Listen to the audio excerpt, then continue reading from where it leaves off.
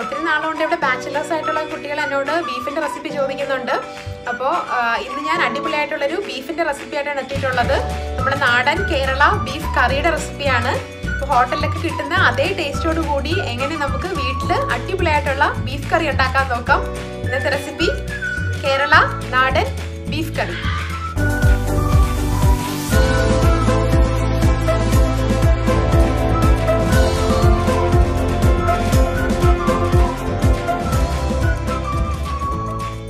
നമുക്ക് ബീഫ് കറി ഉണ്ടാക്കാം. അതിനായിട്ട് ഞാനിവിടെ 1.5 കിലോ ബീഫ് കഴുകി ഡ്രെയിൻ ചെയ്ത് വെച്ചിട്ടുള്ളതാണ്.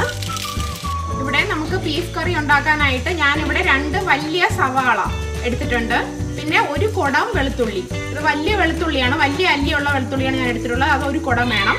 പിന്നെ ഇഞ്ചി, ഒരു മീഡിയം സൈസ് ഇഞ്ചി, ഇതുപോലെ ഒരു മീഡിയം സൈസ് ഇഞ്ചി വേണം. പിന്നെ ഞാനിവിടെ ഒരു 5 പച്ചമുളക് എടുത്തിട്ടുണ്ട്. എൻ്റെ കയ്യിലുള്ളത് എരിവുള്ള പച്ചമുളകാണ്, അതുകൊണ്ടാണ് ഞാൻ 5 എണ്ണം എടുത്തത്. നിങ്ങൾക്ക് എരിവ് കുറഞ്ഞ പച്ചമുളകാണ് കയ്യിലുള്ളതെങ്കിൽ ഒരു 10 എണ്ണം വരെ എടുക്കാം. കാരണം പച്ചമുളക് ഇടുമ്പോൾ ഒരു പ്രത്യേക ടേസ്റ്റ് ഉണ്ടാവും നമ്മളെ കറിക്ക്. അപ്പം നമുക്ക് ഈ ഉള്ളി, ഇഞ്ചിയും വെളുത്തുള്ളിയും പച്ചമുളകും എല്ലാം ഞാൻ കല്ലിലിട്ട് നന്നായിട്ട് ചതച്ചെടുക്കുക, അല്ലെങ്കിൽ മിക്സിയിലിട്ട് ക്രഷ് ചെയ്തെടുക്കുകയാണ് ചെയ്യുന്നത്.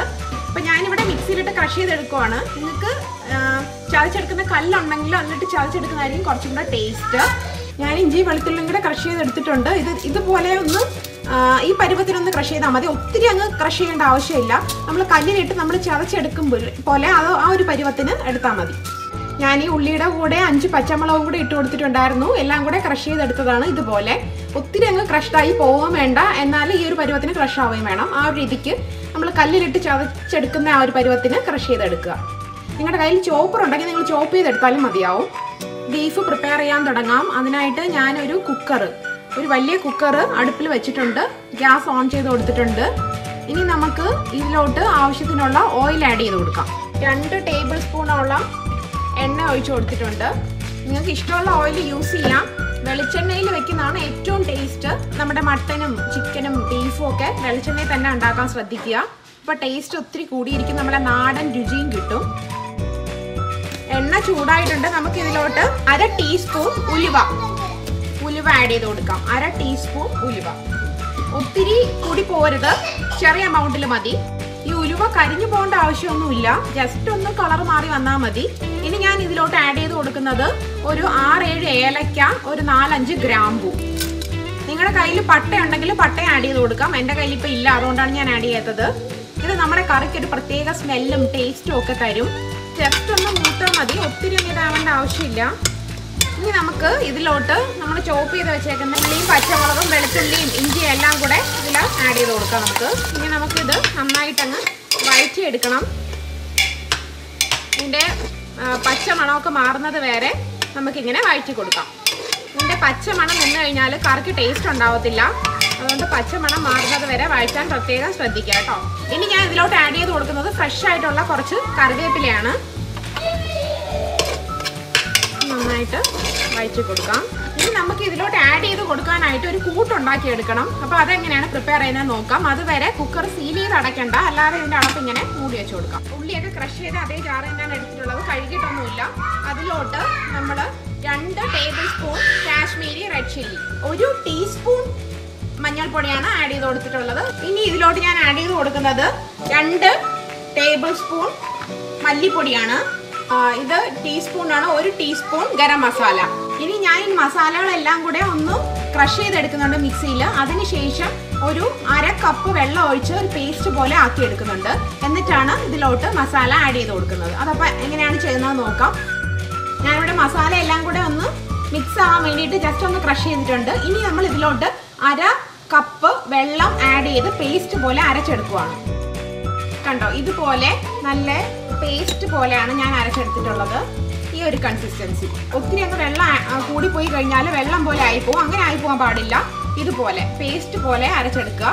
അതിനനുസരിച്ച് നിങ്ങൾ വെള്ളത്തിൻ്റെ അളവൊക്കെ നിശ്ചയിക്കുക. നമ്മുടെ കുക്കറിൽ നമ്മളിട്ട ഉള്ളിയൊക്കെ ഇപ്പോൾ നന്നായിട്ട് വഴണ്ടി വന്നിട്ടുണ്ട്. പച്ചമണമൊക്കെ മാറിയിട്ടുണ്ട്. നമുക്കിനി ഇതിലോട്ട് ഈ മസാല ആഡ് ചെയ്ത് കൊടുക്കാം.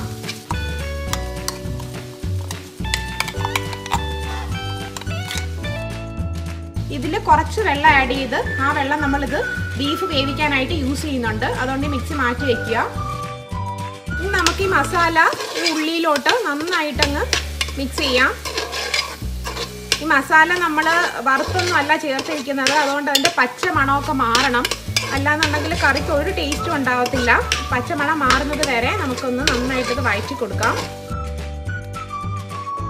നമ്മുടെ മസാലയുടെ പച്ച മണമൊക്കെ മാറിയിട്ടുണ്ട്. നമുക്കിനി ഇതിലോട്ട് നല്ല പഴുത്ത നല്ല റെഡ് കളറുള്ള ഒരു തക്കാളി നോക്കി എടുക്കുക.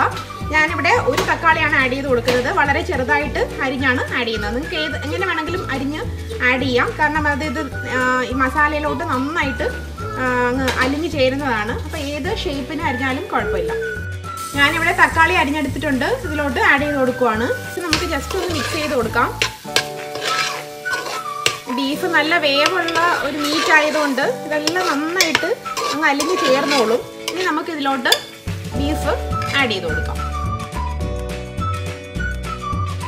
ഇനി നമുക്ക് ഈ മസാലയും ബീഫും കൂടെ നന്നായിട്ട് മിക്സ് ചെയ്ത് കൊടുക്കാം. നമ്മൾ മിക്സി കഴുകാതെ മാറ്റി വെച്ചിട്ടുണ്ടായിരുന്നല്ലോ, അതിൽ കുറച്ച് വെള്ളം ആഡ് ചെയ്ത് ഇതിലോട്ടങ്ങ് ഒഴിച്ചു കൊടുക്കാം. ബാക്കി വെള്ളം ഈ ബീഫിൽ നിന്നും തക്കാളിയിൽ നിന്നും ഉള്ളിൽ നിന്നൊക്കെ ആവശ്യത്തിനുള്ള വെള്ളം ഇറങ്ങിക്കോളും. അതുകൊണ്ട് അധികം വെള്ളം നമ്മൾ ആഡ് ചെയ്ത് കൊടുക്കേണ്ട ആവശ്യമില്ല. ബീഫ് ആയതുകൊണ്ട് കുറച്ച് വെള്ളം വേവാൻ വേണം. അതുകൊണ്ട് ഞാൻ ഒരു 1/2 കപ്പ് വെള്ളം ആഡ് ചെയ്ത് കൊടുക്കുന്നുണ്ട്. ബീഫ് വേവുള്ളതായതുകൊണ്ടാണ് ഞാനൊരു 1/2 കപ്പ് വെള്ളം ആഡ് ചെയ്ത് കൊടുത്തത്.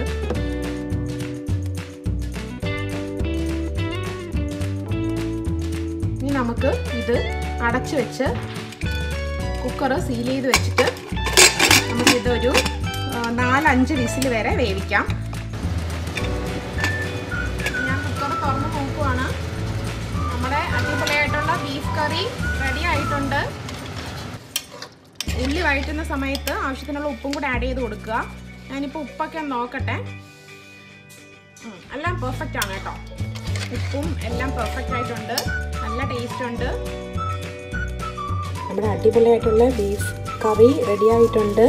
അപ്പോൾ നിങ്ങൾക്ക് ഇങ്ങനെ വേണമെങ്കിൽ ഇങ്ങനെ തന്നെ സെർവ് ചെയ്യാം. അല്ലാന്നുണ്ടെങ്കിൽ നിങ്ങൾക്ക് കുറച്ചും കൂടെ നീര് വറ്റണമെന്നുണ്ടെങ്കിൽ കുറച്ചും കൂടെ സമയം ഫ്ലെയിമിൽ വെച്ചിരുന്ന് കുറച്ചുകൂടെ നീര് വറ്റിച്ചു കൊടുക്കാം. വളരെ യമ്മി ആയിട്ടുള്ള ടേസ്റ്റി ആയിട്ടുള്ളൊരു ഡിഷാണ്. എല്ലാവരും ട്രൈ ചെയ്ത് നോക്കുക. വളരെ സിമ്പിളാണ് ഉണ്ടാക്കാൻ, അതേസമയം നല്ല ടേസ്റ്റാണ് കേട്ടോ. ഹോട്ടലിൽ നിന്നൊക്കെ കിട്ടുന്ന അതേ ടേസ്റ്റ് തന്നെയാണ് ഈ ഒരു ബീഫ് കറിക്കുള്ളത്. അപ്പോൾ ഈ റെസിപ്പി എല്ലാവരും ഫോളോ ചെയ്ത് നോക്കുക. ഇഷ്ടമാവുകയാണെങ്കിൽ ലൈക്ക് ചെയ്യുക, ഷെയർ ചെയ്യുക. നെക്സ്റ്റ് എപ്പിസോഡിൽ പുതിയൊരു റെസിപ്പി ആയിട്ട് ഞാനെത്തും. Till then all of you take care.